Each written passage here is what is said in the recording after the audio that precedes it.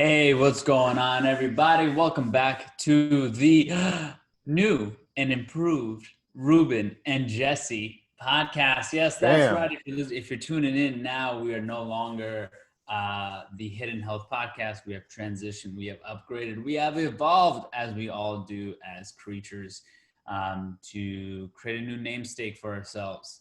So, as always, I am Jessie, I'm Ruben. and welcome to the show. Today is another Spartan's journal.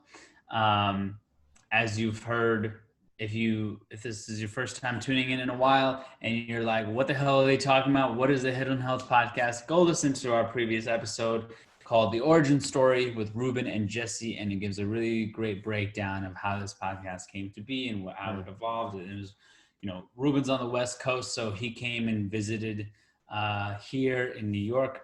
And so we had a chance to record that live. So you can also check that out on YouTube and see our beautiful faces next to each other. And so, it's a great episode. Go listen to that. But here today, we are here to talk about Spartan's Journal. For those of you who don't know, Ruben and I have been training for two Spartan activities, one 10K obstacle course race and one half marathon trail race happening within a week of each other in February. So we've been training since when now? June, July, It's like August? July, like late July. Yes, we've been training since July. We're getting down to the wire. We've only got a few months left. The training has picked up immensely. And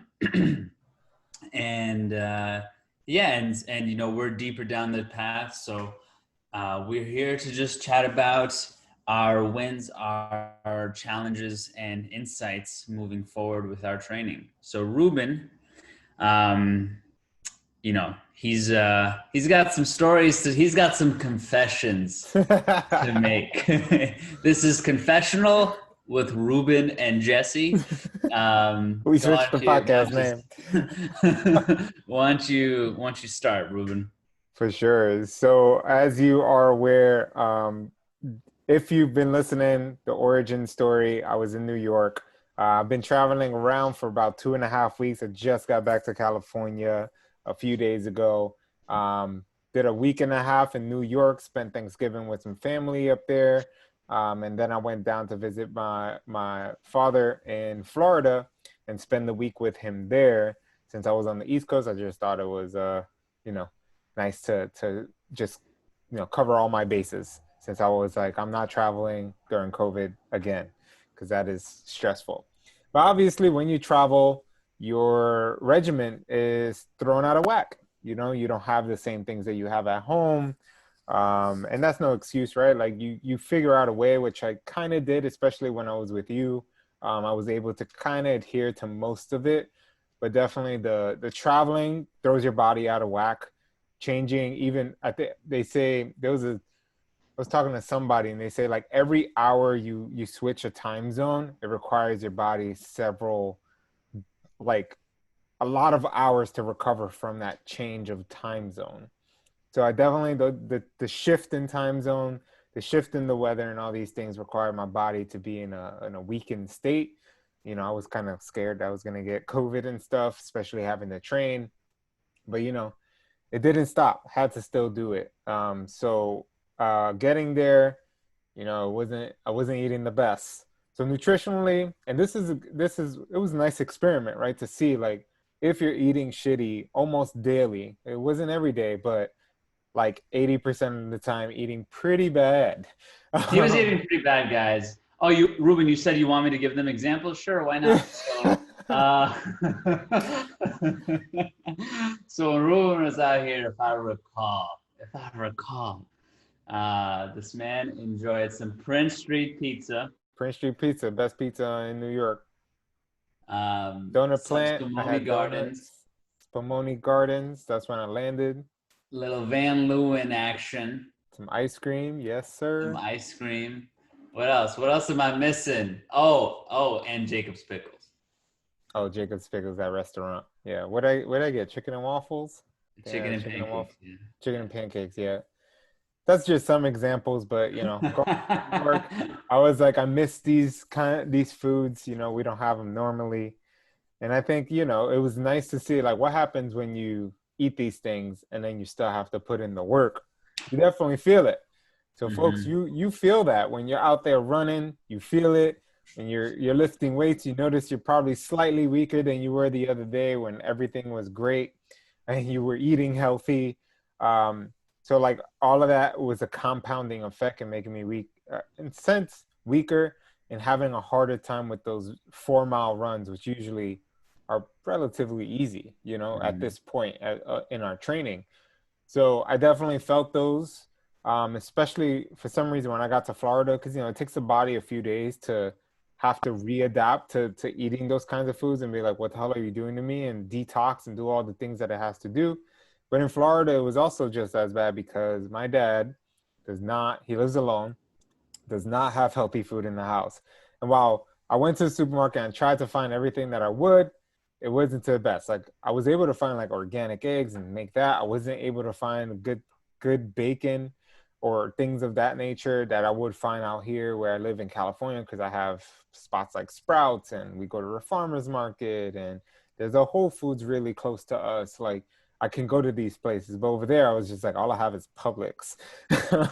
Your typical, it's like your It's regular like key supermarket. food. Yeah, like Key Food in New York, or these, your typical ones that don't really hold these specific things. Not only that, but my dad really likes Spanish food, which it's part of my. I was happy to have it. It's part of my. I think my body can thrive on Spanish food because I've grown up eating it. So it's like, hey, I know what to do with this. I know how to convert this energy or whatever, which is something I learned in integrative nutrition. Is like what you grow up eating is actually your body's already used to that. So I was able to eat my rice and beans and occasionally have chicken or steak or things. But this was not the high quality meat that we have here, at home because we get butcher box. We if we have to supplement meat, we go once again to the farmers market or we go to Whole Foods or Sprouts to get grass fed, grass finished, pasture raised, yada yada yada. So I was definitely eating probably some corn for soy fed meats, which I definitely felt. I remember looking at my body at one point and my stomach being like big. One of the days that I ran a 4 mile out there was extremely challenging, especially like 2 days into being out there. It was so challenging. And then like doing strength and conditioning, like I was doing mostly body weight because like my dad doesn't have weights or anything, so it was mostly just body weight stuff, and that stuff was tough. I did one from Athlete X. Are you familiar with Athlete X? Yes, of course. Yeah. Yeah, so his body weight workouts are usually grueling. And like two of them I was just like I literally am dying right now. So it was nice to put my body through the ringer and just be like experiment with what it takes to like travel and still train. It is not easy. And there were times I didn't want to do it because I knew it was going to be hard due to all these things. Um, and the last thing I'll share is that on one night, my my dad wanted to like take me out. So Florida is completely open, COVID. Yes, I know everyone is probably like, what? You went out during COVID? Yes, I did. So it was Friday night. I was leaving Saturday morning to come back to California. And as much as I tried to switch it, my dad was just like, I want to show you what it's like in the nightlife because I've never shown that to you before. So we went out to downtown Orlando and it was like normal, man. Like Really? the streets were Wow. completely packed, clubs were bumping, Wow. like everything is completely normal. I'm sitting here like with my mask on, walking in the streets, no one's wearing their mask. Wow. Um, and I'm just like, people don't care out here. We went inside one of the spots. Well, my dad frequents this place apparently, and we got a table. So luckily, our table was like far from everybody, and he had alcohol. I just had like a beer, and then he gave me a drink, and I was just like, well, I'm not gonna say no. I drank the drink, I drunk the drink, whatever, and and we were there. And what really messed me up was the people were smoking in it. So it was a hookah bar. Mm. But once again, Florida is like a no nonsense. They don't care about rules. People are actually smoking cigarettes inside as well. So it was Oh, this mixture of wow. hookah and cigarettes, like to the point that I remember going to the bathroom, which was all the way in the back through this long hallway. You go to the bathroom, you come back. When I was coming back, the smoke was just you can see it. That's Wow, how you're much it really, was. damn, damn. So I'm like, You one, fucked I was up. like, I tapped my dad and I was like, we need to get out of here. One, because all the smoke and everything, and we have to wake up early because my flight's like super early in the morning. So we ended up leaving and going back. But by the time we got back, it was like 1:30 a.m. So I'm going into lack of sleep here because I had to wake up at 4 a.m. to make sure I catch my flight in the morning. So I did that. Luckily, I was able to get some Z's on the plane. Then when I landed, I just like, and I was like hydrating. I had electrolyte supplements. I was like hydrating like a madman. I think I was peeing every hour. But I was like, I need to filter out this alcohol. Took the specific supplements that I needed to take, vitamin C, vitamin D. I had some liver organ supplements, which contain a ton of vitamins as well. And I was just like, I need to do this. And when I land, um, I just need like vegetables and like some clean meat. So we had a nice meal when I landed, cooked, from home, like pasture raised chicken and some vegetables Karina had and a little bit of potatoes and stuff. But then Sunday I had to run the 8 mile. Whew, that was a killer. Killer, killer, killer. Because one, it was like I had that lack of sleep. That night I tried my best to get to sleep early. Um, and I was knocked out by like 9 p.m. Woke up at like 6:30 a.m. So I had a relatively good amount of sleep. Didn't wake up once at night. I just knocked out. Definitely my body needed it. But still running that 8 miles, it was hard. I had to stop a few times. It was one of those that was just like, yep, you're going through the ringer right now. But I was happy that I got a good sweat in, which is, sweat is a good detox. And now I'm actually feeling back to 100%. Like it's Tuesday, I landed Saturday, so it took that many days to finally feel like, oh, I'm good today. And Mm. I'm still experiencing some slight pains because inflammation is a real thing. What you eat is a real thing. It affects your body in many ways. I definitely feel certain aches that I usually never feel, and I know it's mostly because I'm probably still my body's still trying to get rid of all that shit that I had last week um, into this week. So I'm doing a lot of like modalities, eating a lot of detoxing type foods. I'm actually drinking like juices, which is something I don't normally do, but I was like, I need to drink these juices. I just got my Bioptimizers, nutritional supplements, so Masszymes and all these things. So I'm like trying my best to be like, I need to do all this and obviously put in a good sweat every single day to help with that. And I've been sleeping like 9, 10 hours a night. So I know that my body was really needing this recovery. So hopefully, now moving forward, I'm back on track. We decided we're not going to be eating out at all for the next 2 months. So all of December, well, starting since Saturday, starting since Sunday, all of December, all of January, really focusing, especially January, because the race is right behind the corner. So I don't want to fuck up anything.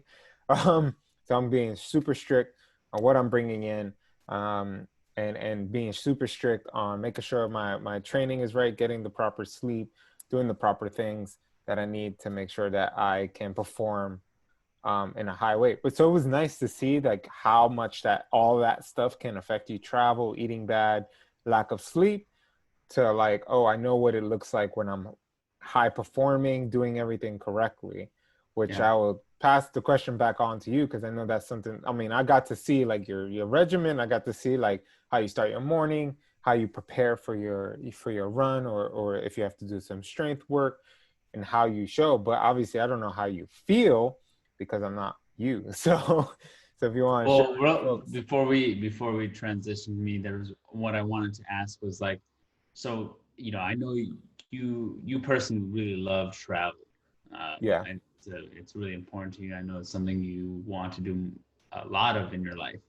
Um, So considering that, what are some lessons you learned from this experience? Because I don't think, I've known you and you've traveled a few times before this. I don't think you've ever, for all the sort of, fallouts you've had on this trip, I don't think you've ever actually even paid attention or tried to keep some level of a regimen before. So it being your first time, it is what it is.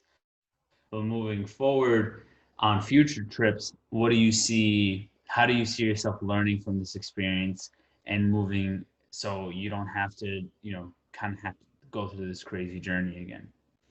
Yeah, I think two things I'll focus on is definitely do the work beforehand. So if I know I'm visiting a specific city, I don't know, like we haven't been to Colorado, Denver, for instance, and we want to go. If I'm gonna go, do research beforehand. What are some restaurants that provide the food that works for me and my body? Because obviously, unless the best thing we could do is find an Airbnb with a kitchen. So it'll be that. If it's not that, what are these restaurants that we can enjoy that have specific foods? And if I do want to move outside of that, what are the particular supplements that I may need? And can I do it on a day that I have a rest day the day after? Or am I willing to put myself through the ringer? So, I don't want to completely remove those things, but because, Karina enjoys going out to eat, that's like her love language. So if she has a specific restaurant she wants to go, I can look at the menu and kind of see what works for me, but I know that it's not 100% of what I need. So how can I combat that with utilizing supplements and utilizing different modalities that can help me? So it's just, I think prep work is gonna, I need to do that. Like I didn't do that obviously I mean, I know New York, I lived there for so many years in my life. So I could have just been like, oh, I need to go to like Springbone, or, I stayed with you for a few days. So being able to go to the butcher that you got there, and avoiding things like bread and avoiding the sugar and stuff like that, which is tough because I love things like donut plant. I have a huge sweet tooth. If y'all didn't know, I probably mentioned it in the podcast before. I have a huge sweet tooth. I love sweet things. I love donuts. I love ice cream. Like those are my two favorite. Donuts are really hard. Like it's really hard to get that right, but donut plant gets it right. So it's one of the places I could go to. Out here in California, they ain't good donuts. Like, we've tried. But in those moments that I want to enjoy those, it's like, what supplement can I bring with me that can help? And then can I do it, not do it every day, but when I do it, how can I best prepare? So a lot of that pre-work, make sure I have the right supplements and make sure I'm doing it a day before I have a rest day. So, or I have to be prepared to put myself through the shit, the Yeah. ringer, and have to run and get the stitch. Because that's what happened in my 8 mile. I never really get stitches, but I got stitches 3 times. I got them on my right side, and I got one really bad one on my left side at one point. So that was 3 times I had to stop, take a lot of deep breaths, put my hands up in the air, which is funny because I learned that from my track coach in high school during gym, and do all these things to make sure the stitch will go away and then continue running. I don't want to do that. Like that sucks. So making sure that, Yeah. leading into those harder days, I won't do that. So I have to plan effectively. And of course the sleep part, like making sure that the days that we travel, what time do I get there? I think it's better to travel in the morning versus the night. So doing a red eye flight is probably the worst thing you can do. So trying to find morning flights more often so that when I land to wherever I'm at, hopefully I land at night so I can immediately just jump into the sack and go to sleep. Or if I land earlier during the day, just like take it easy that day, and sleep easier. Also, it depends on where you're traveling, because going to like Asia or Australia is tough on the body because you're 12 hours ahead. You know what I mean? From where we live here. So your body's all out of whack. So I'd have to take 3 recovery days, and not work out during that time, or else my immune system would be compromised, for instance. And I've read this all from like Dave Asprey. I've looked at a lot of his articles when it came to traveling, and also Ben Greenfield talks heavily on it as well. So do your best, do my best. So it was good to learn those lessons and be better prepared next time we travel. Yeah. Awesome, man. Awesome. Well, For myself, it's funny you were mentioning the stitches. I remember, I don't think I mentioned this to you, but the last day we saw each other, we went to that place called Seymour's, which was dope. Food was good. Um, and even though the food was high quality, it was still, semi-fried, we had fries and shit like that. And so even that one meal, I remember I had to go home and run 5 miles. It sucked from start to finish. Like, I was stitched up, I was breathing heavy, I was mucusy. I was like, damn. I was like, this shit affects everything immediately. And that's the thing. Like, you know, I've heard of people.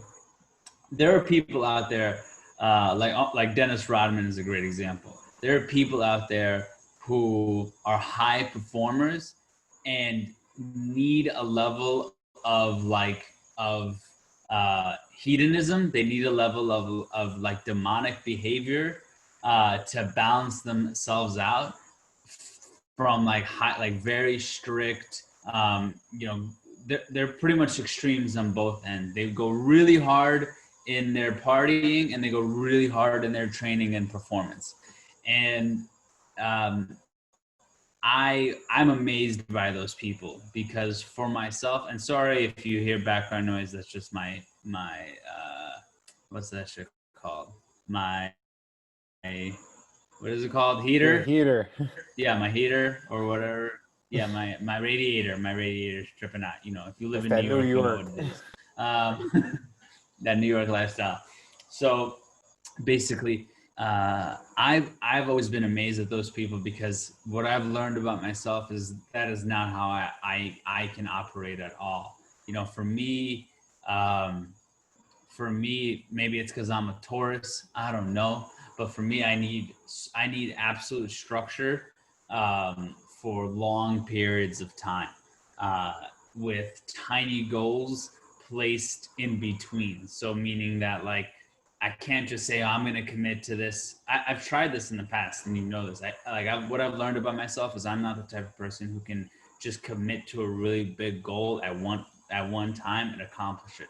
For me to find success, I need to have that ultimate vision, and then know it's going to take me, what I think would take me 3 months is actually going to take me 6 months. So what I think is going to take me a year is actually going to take me 2 to 5 years. Like, for me to actually find success in something, I have to double, sometimes even triple, the amount of commitment for me to get there. And maybe as I get older and I get better at discipline, because you know, like, I've always been driven, but discipline has been the hardest thing in my life. And it's really only in the past year, but I would even say since coming back to New York and after my experience in San Diego, which I've talked about, that I've really concluded and sort of humbled myself to what discipline actually means. And that if I want to find success, if I want to find the success that I've cried and been angry about that I don't have, well, I'm going to then need to commit, myself completely to a process. So for me, I mean, since we've started training, I've had my bites. I've had some pizza. I've had some Jacob's pickles. I've had, different things. And um, what's interesting is that the momentum of routine, because you saw when you were here, like, I am regimented as hell. Like, you even made fun of me. I have like 6 routines. I have a routine for my routines. You know what I mean? Like, because I train myself like a dog. Like, everything is a trigger for me. Mm. Um, and so I try to set up as many triggers in my day as possible that keep me in a routine of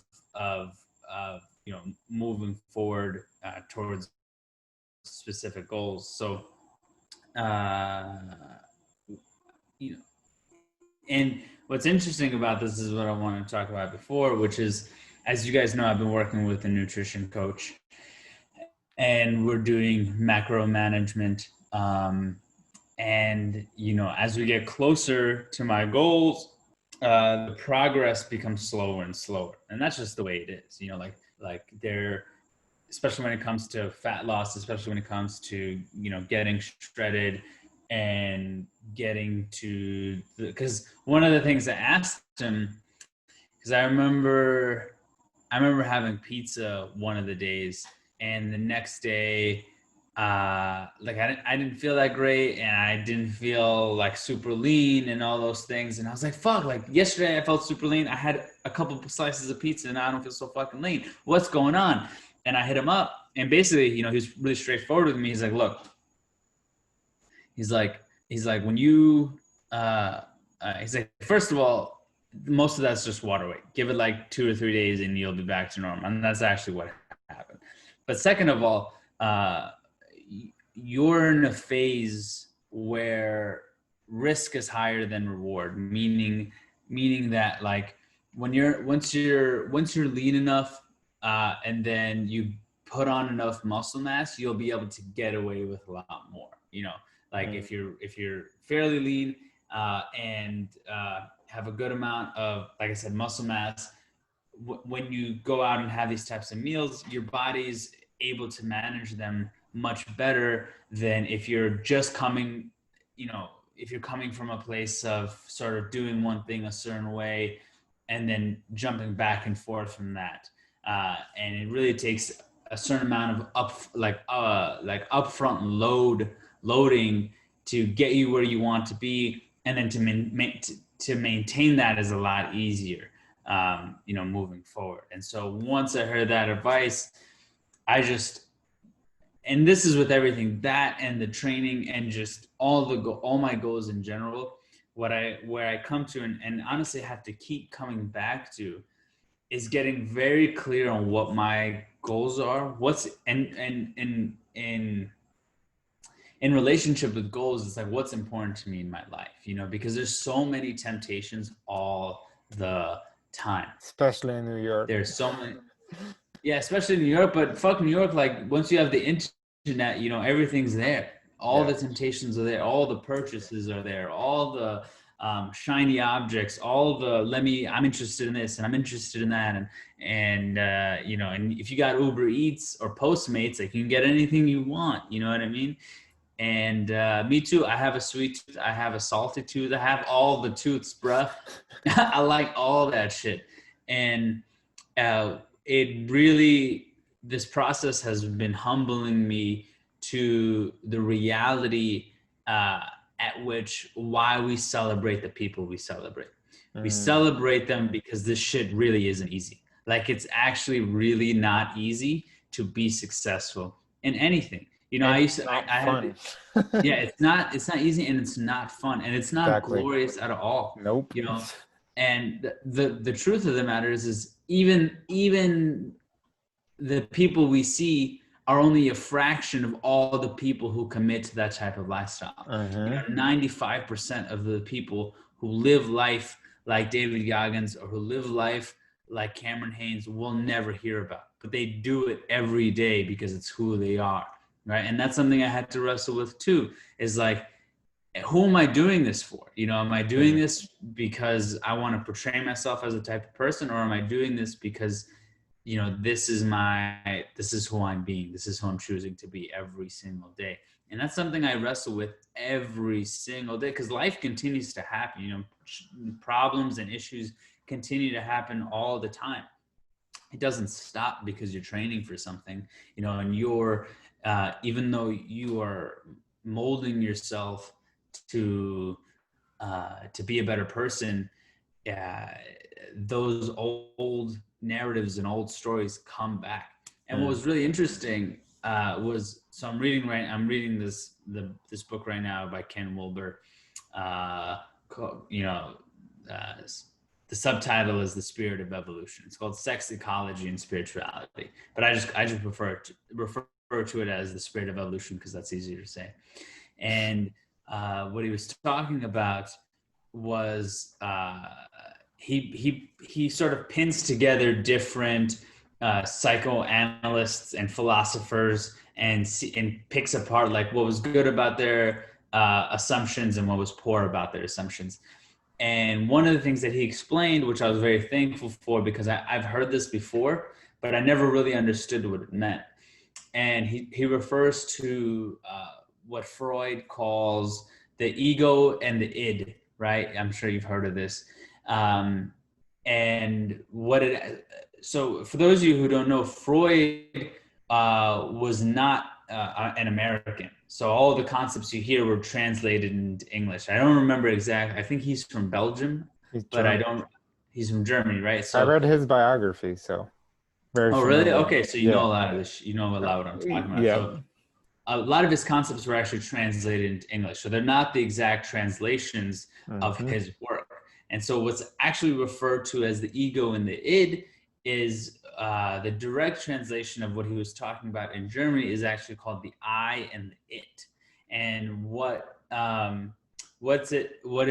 it's in reference to is we have this I, I being I, Jessie, I, Ruben, I, the listener, I, whoever, whatever your name is. And then we have these things that are called the its, or in English, the ids, which pretty much means like when we refer to things that are a part of us, but we refer to them as external of ourselves. So meaning like this anxiety is Right. ruining my life, or this depression's got a hold on me. This anger takes over my body, like whatever. Yes, exactly. And we take things that are actually not outside of ourselves. All these things exist within us, and um, uh, we have a gauge of what level of control we have over it. But we have this certain phenomenon where we express them as if they are outside of us, or as if these Hmm. things are physical. Physical entities that have some sort of grip on us, but it's all within. And so what I started to, after reading that, it brought such a strong awareness to me when I'm thinking about having, when I'm thinking about going off the path of my nutrition, because I'll be honest, it gets really hard sometimes. Like Hmm. you really, especially it's holiday season and there's delicious things out there, and you just, and I love comfort food. I have a history of binge eating, and so that still lives within me.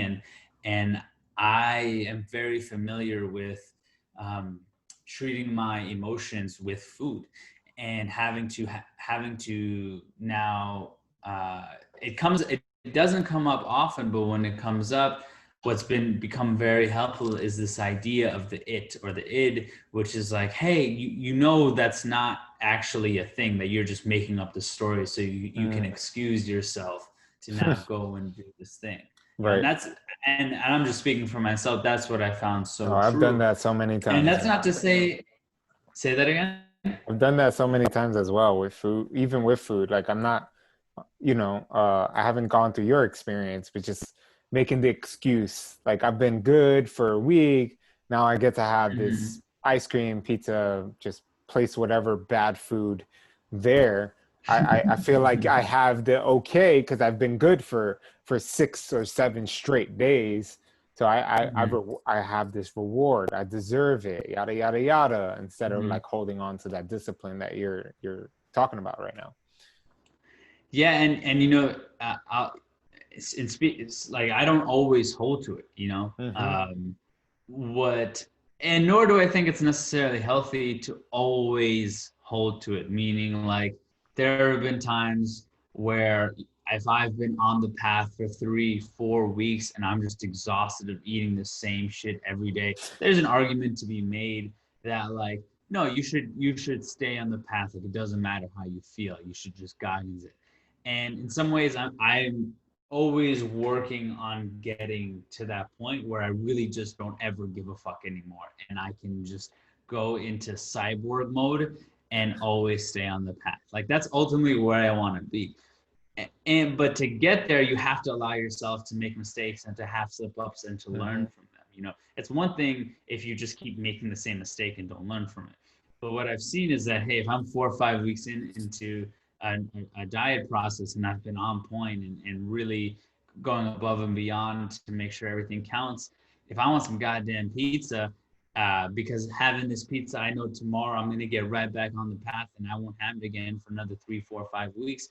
Well, fuck, I'm about to order this goddamn pizza because I need a mental break. Work's been hard. Like, I still see myself as a human, so I fall into those traps as well.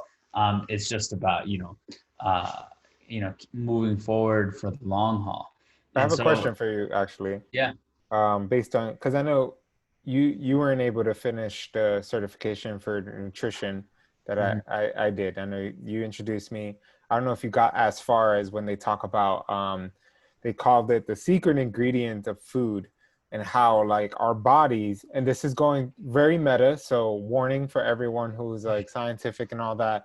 This was a bit meta, okay? So it talks about how and this is where I get the idea of like when you eat home cooked food from what you grew up with, like your mother would cook this specific dish that's quote unquote not too healthy. So for my household would be rice and beans, right? Because they put a lot of seasonings in these rice and beans. If you look at the sazon that we use in Puerto Rican cuisine, sazon has actually MSG in it. If you look at the packets, I don't know how they get away with it, but it still has MSG till this day. So what they talk about is that when you are eating food with people, there's an ingredient that's going into the food that's allowing your body to, because there's a difference of what your body is producing in terms of hormones and stuff. When you're eating food and you're feeling depressed, sad, and all these things, people go for the ice cream. That's probably the worst thing you can ever do on a spiritual level, biological level, on all levels, because you're also ingesting, in a sense, that Mhm. energy of Mhm. depression and everything of that nature. But when you're eating this food around friends or going out for drinks and everything, because you're like in a happy state, you feel good, you're around the people you love, that ingredient of love and happiness is all going into the food. And as you're ingesting it, it's as if you're ingesting that as well. So your body has an easier time of allowing that food to kind of, the Mhm. nutrition to go around your body. And Mhm. obviously we know, I mean, you and I both study, a lot of Joe Dispenza, and how he talks about how our energy fields are so, it impacts us in so many levels.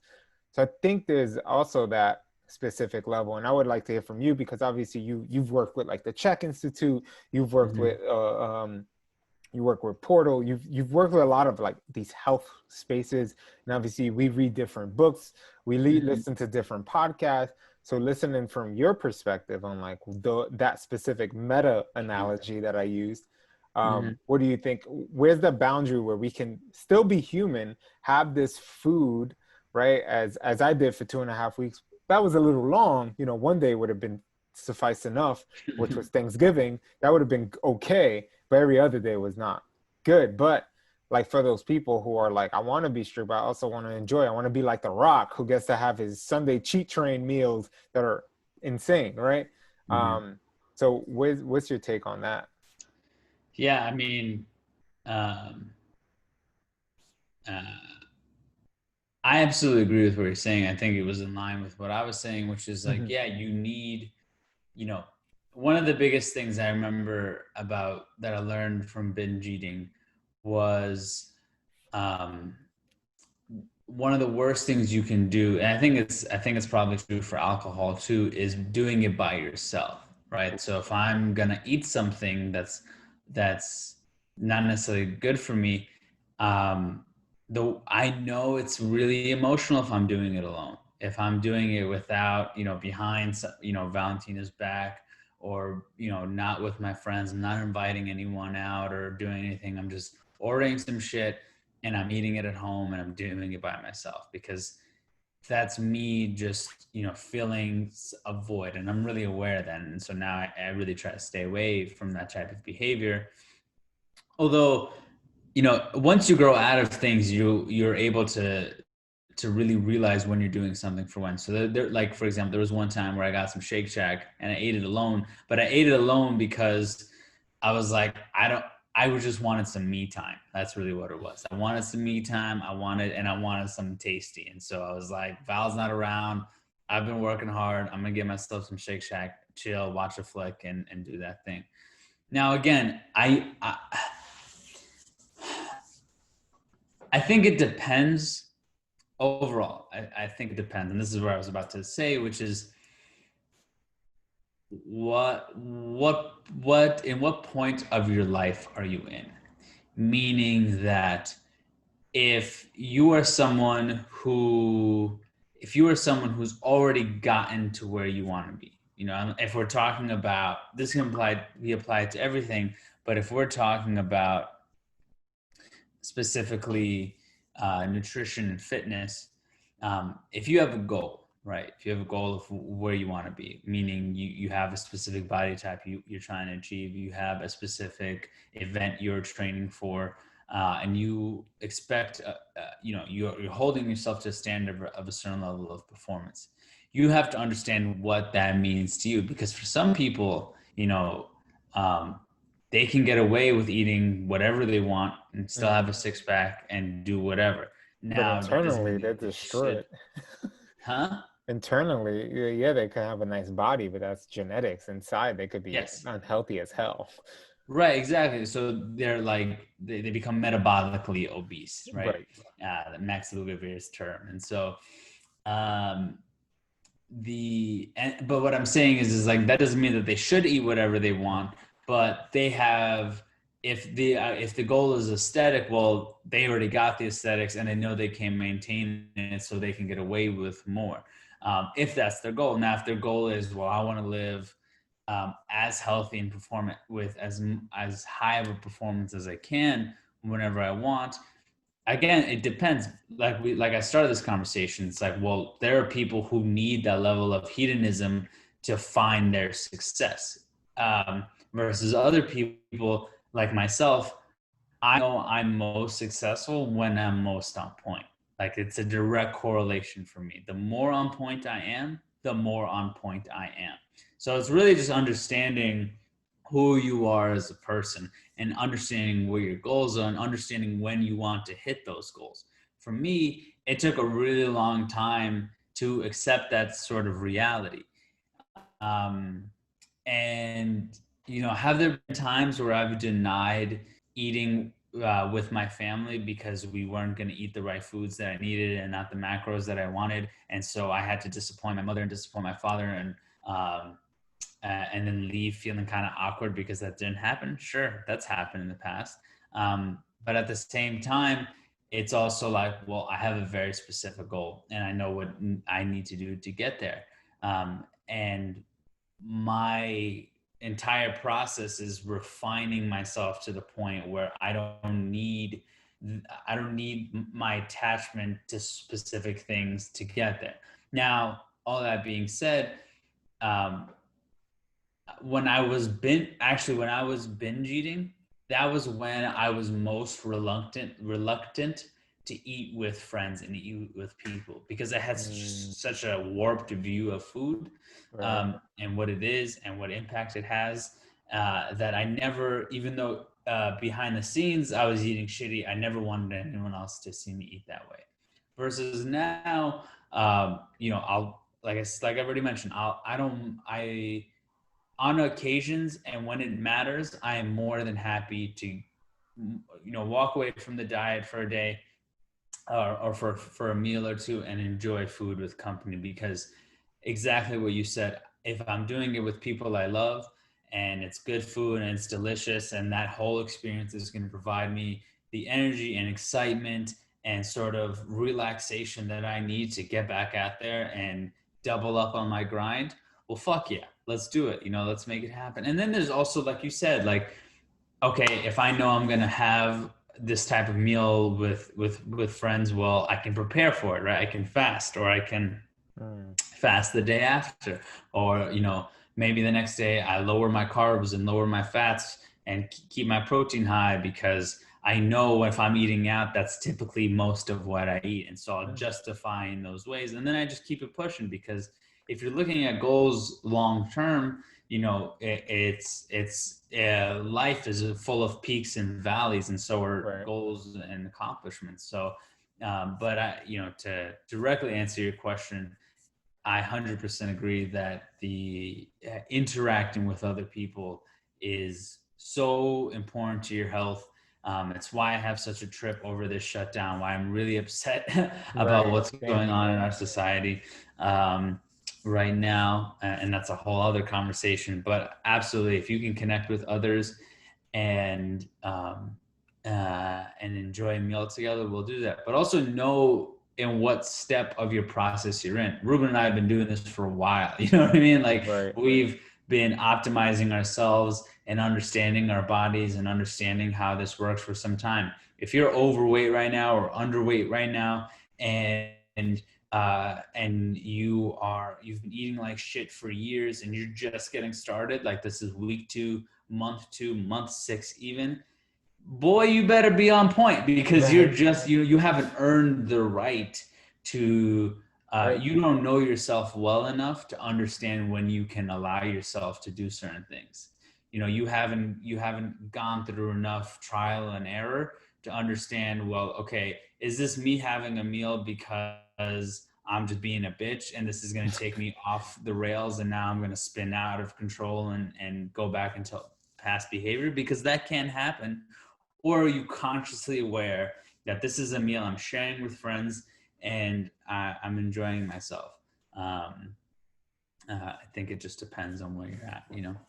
Right. And I know we kind of went a little ways from the Spartan journal discussion, but I think it's important that folks know how much you understand this, and like how you're very regimented.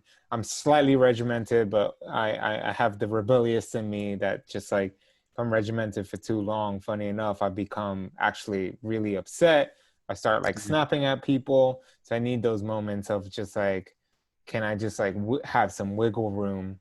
At least that's what I've learned over the past. And yeah, I mentioned like 2 months, Karina and I are going to be very strict, not eating out, but we've found our ways, right? Like if I want something sweet and delicious, there are healthified versions to make it while are still not bad, but it's better than me going out and getting Oreos, for instance, right? Yeah. So, I'll still get, a box of Simple Mills brownies, which are delicious if you've never tried them, but it's all, whole natural ingredients. Obviously, I have to chill on how much I eat at once because they're calorically very dense, because they're made with whole food ingredients like almond flour and all these other different nuts and seeds and whatnot. So, it's just knowing how to pick your battles. And I think it takes a lot of time to get there. Like intuitively, I feel like I'm in a good place in terms of understanding what my body needs, where I'm at, how am I showing up emotionally, physically, Yeah.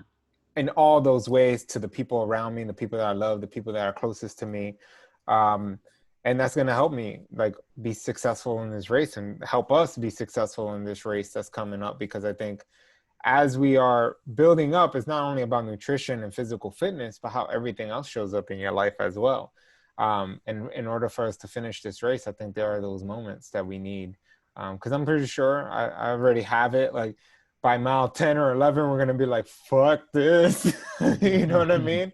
But what are those things that are going to keep us going? What are those things? It's probably like our partners. It's probably like the listeners here on the podcast. Like whatever that little, all we need is a little bit to pull from so that we can continue moving forward. And I love the when you talked about the ego and id, because it really made me think of a lot of like characters that I've followed throughout my whole entire life, and just thinking like, oh, I've seen their growth, right? And like my example I would use is, and I know not a lot of people watch Japanese anime, but it's what I grew up with, and Japanese anime was always ahead of its time. It's also they use a lot of things from like stories from back in the day, like you talk about Hero's Journey, Joseph Campbell. They utilize a lot of like H.P. Lovecraft stuff and the sci-fi stuff, and like all these philosophical, but also very like, I'm talking about life, you know what I mean? In their own way, in their stories, and very long stories. But one of the characters I think about when you were talking about the ego and the id, and accepting the fact that it's not external, oh, this anxiety is causing this, or this anger is causing me to make that. And it's just like, no, you have to bring it back to the I. Like, you are the anger, you are the anxiety, you are all those things. What happens when you just envelop them and bring them in? One of my favorite characters is from this anime called Bleach, Ichigo. And throughout the whole arc of his storyline, he always is pushing away from the fact that he has this immense power within him. But everyone's telling him like, you have this immense power in you, and this is your journey, and this is what you're supposed to bring to the world. And he finally accepts it. But not completely. So in the beginning, he has a hard time just containing the power. It's too wild. While he's powerful, he's still relatively weak in comparison to some of the enemies he's faced, right? He faces throughout the show. And at one point, he has this part of him that that's like his dark side. So they put it as his dark side. And when he's close to death, when he's about to lose a battle and about to get killed, this dark side reveals itself, and it utilizes all of his powerful energy, and he's able to defeat these foes. But the energy is so wild, he loses all control, right? So what's interesting is this continuously happens over the course of his storyline, and because of this power, he's able to defeat all these people. But at the same time, he gets to a point that he almost hurts the one person whom he loves a lot, right? Mm-hmm. Because his power is so intense, he can't control it, he can't contain it. And as many times as he's battled it within his mind to try to contain it, and he's gotten close to it, it still comes up whenever he's in a pickle, right? But towards the end of the show, spoiler alert, he ends up having to fight, in a sense, God. In the show, that it's God. Holy shit, dude. Yeah, fighting this dude who figures out a way to become God. So he's all seeing. He can see the future. He can see the past. He can see everything. So you can't fight a person like that because they already know how the battle is going to end, right? So in order for him to go beyond this God that he fights, and I'm putting God in quotes because the show is like the God still has a weakness, right? In this show. In order for him to defeat God, he has to be willing to accept the fact that he is all these things. He has to be willing to accept his darkness. And when he accepts it, the anger, the anxiety, all these dark parts of himself, he's able to finally contain this energy that he's had that's always been wild, and all the mentors he's had has gotten him closer, because throughout the show, he gets a bunch of mentors, people to train him to get stronger and whatnot. But it was up to him to finally accept the power and be like, I can hold this and contain this power and use it for good. So he ends up fusing himself, and it's beautiful scene because it shows like light and dark coming together in his body. So, and he's able to go out and defeat this God figure by finding his weakness through having this power. Mm-hmm. And I bring that in because like you're talking about the ego and the id and the training and the nutrition and being able to see beyond these addictions that we all have, whether it's alcohol addiction, food addiction, which is very common amongst men. I know that's something that we've talked about, very, very common amongst men. And it is common amongst women, but men tend to not talk about it at all, as you mentioned earlier. But being able to be like, this is who I am. This is a part of it. And, I have to be willing to accept it. And in turn, maybe I'll get closer to God, like the character, right? Like getting closer to God, or defeating, in a sense, this God, or bringing balance back to the world. Because that's technically what the character did at the end. He brought balance back because this God was disrupting the balance of all these universes and planets and all these different things. We have to bring that together in order to find balance within ourselves.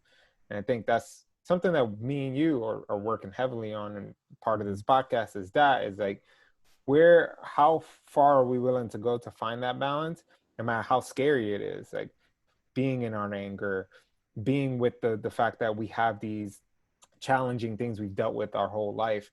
And many men talk about it: addiction to porn, addiction to food, addiction to all the, addiction to women, right? Like men that cheat on their wives consistently. Like there's people like that out there. Like, and we all have to be willing to accept these instead of pushing them in order to become stronger in all these senses, and then be willing to push beyond our boundaries, and whether that's physically, mentally, blah, blah, blah, blah, blah. So I just wanted to say those 2 cents because when you were talking about that, it made me remember the show and that character. I love when you bring in anime to our conversations. I feel like we need to start a series just giving us an excuse to watch different animes and talk about lessons learned through these shows. I think that'd be dope. If you wanna have an anime series with Ruben and Jessie, let us know, and we're happy to create that. Yeah, man, I love everything you said, and that story arc outlines it beautifully, because absolutely, and that's why. And I think as I do this more, I even though David, based on what David Goggins has accomplished, I'm nowhere near. Right. But I think what you're able to discover is you the only times you can face your shadow selves is when you accept exactly what you said, when you accept that they are there. And so if I reach, let's say I'm having an emotional reaction and I reach for some food to just, because whatever reasoning I'm telling myself, I'm actually not accepting the shadow part of myself. There's Mm, something there I'm not willing to face and mm, experience within myself that I'd rather just mask, because it's too much. It's too much for me as an eye to handle. So I'll put it into the food and just eat it, eat till I'm numb. right. um, and what's been the largest realm of growth for me, like even today, like today is a great example. I'm dealing with some family stuff right now, and it's sometimes it gets challenging, and some new things come up here and there, and I'm really strict on my diet, and I'm training, and I'm exhausted from work, and I just want some fucking cookie brittle or something. I just want something. And Right. I see myself literally talking to myself, going like, just take a break, bro. Just go ahead and Mm, enjoy that thing. Just take a break. And in some ways I can absolutely justify that. It's actually of very course. justifiable, because it's like you've been on point, you're doing good, you're seeing results, like just go and do it. But what I really ask myself when I drop into, when they talk about dropping into your heart space, when I drop into my heart space, I know that desire for that thing is not because I'm excited to eat that food, or because, oh, here's a really nice treat that's just going to make me feel happy. It's, hey, you don't want to deal with this right now. And Mm, this thing is going to give you some false sense of hope, um, and false sense of happiness in your life. So you don't have to face the reality of what you're going through. And we all do that in so many ways, whether it's through work, drugs, alcohol, pussy, porn, whatever it is. That's been, oh man, that's it. We can have a whole conversation about porn and masturbation, because it's that huge. too is one of those attachments to desires, attachments to sensuality, because instead of just instead, so we don't have to face ourselves and face our own reality. So, we can go on and on about this. I know we got to wrap, but absolutely, dude, these are important conversations that, as we can. I think this entire process of training for this Spartan has really opened up, I think, our eyes to all these different ways where we fool ourselves, because it's been a Right. completely humbling experience. Especially when you have to go out and run double-digit miles soon.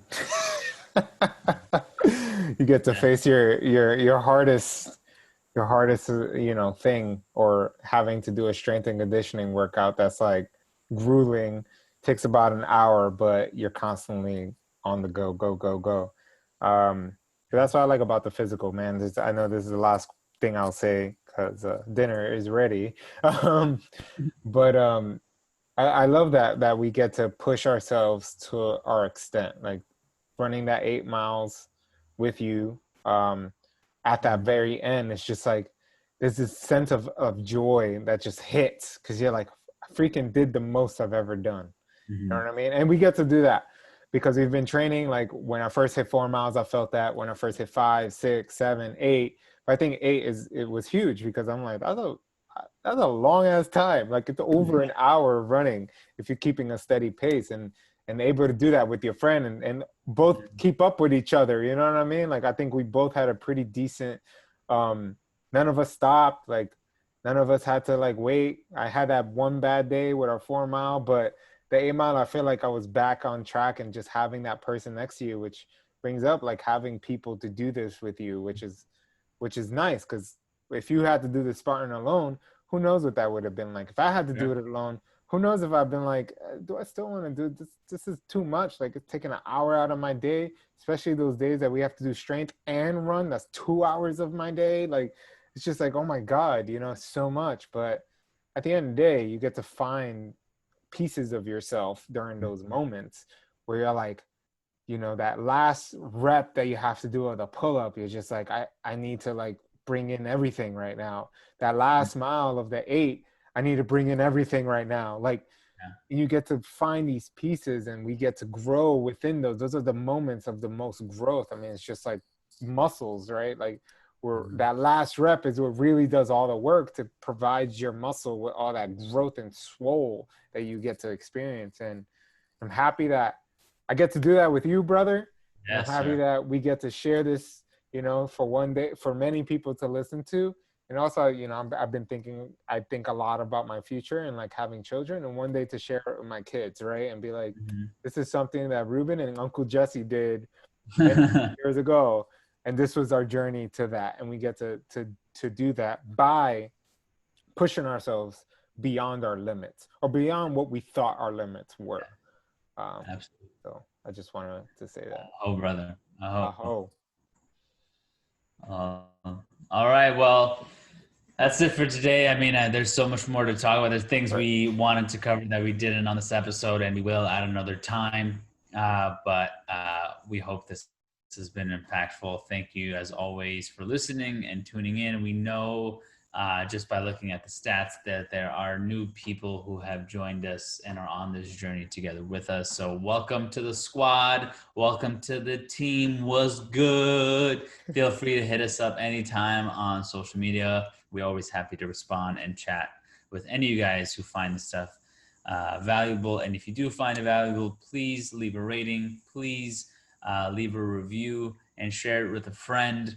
Now more than ever, as Ruben and I have talked about this, we really, really care about getting this out to people and supporting people, and just resonating with those who find our voices useful. So if that's you, please go ahead, share. Thank you for your love. Thank you for your time. And we will talk to you soon. Soon, soon, soon. Enjoy the rest of your day, folks, or night, That's whatever right. it is. Peace. Peace.